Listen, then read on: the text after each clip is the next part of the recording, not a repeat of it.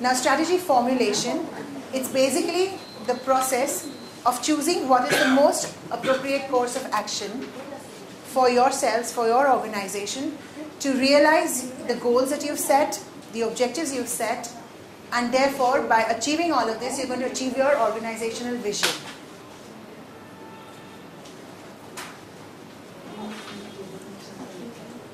So, strategy formulation is about setting the framework for achieving success in whatever aspect you want to do. You're formulating a strategy, you're putting something in place to achieve what you want to do. When you formulate your strategy, you will take into consideration external and internal factors, resources at your disposal.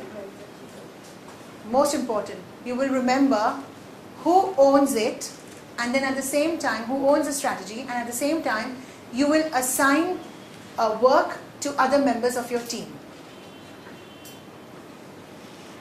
There should also be a process of recording the progress.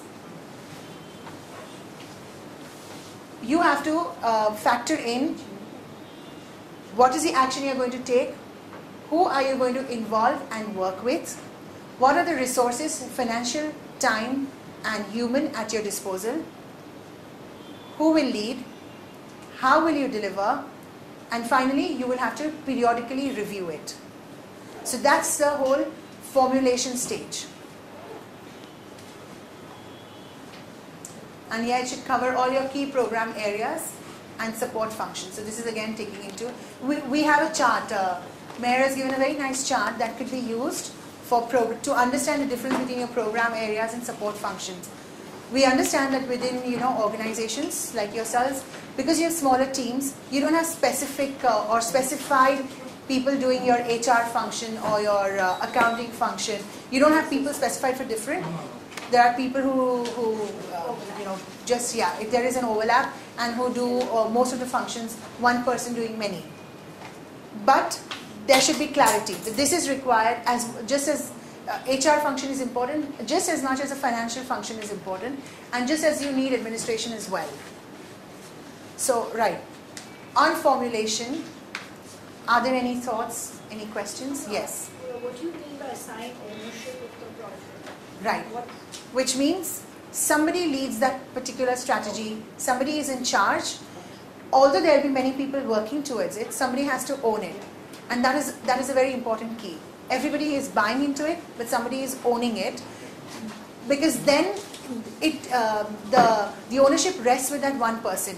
The person regularly reviews, without having to call for a meeting, reviews, are we progressing? Are we doing as we should be doing? Or is there a need to change, to tweak? And that's what this is about.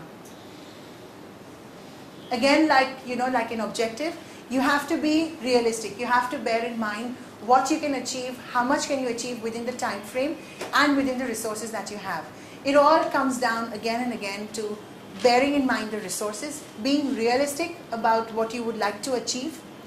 And the key to, and why you need to be realistic is because you set out to do something. And because it is unrealistic, you don't achieve it. And that's when people tend to get demotivated. It will stop inspiring you to want to work towards it. So it kind of pulls you down. That is why being realistic is very important. Just as equally important is about not underplaying. You know you can do 100 and you say, okay, my target is I'll do 80. And then you achieve 100 and feel very good about it. So you be realistic, you be fair, you be honest.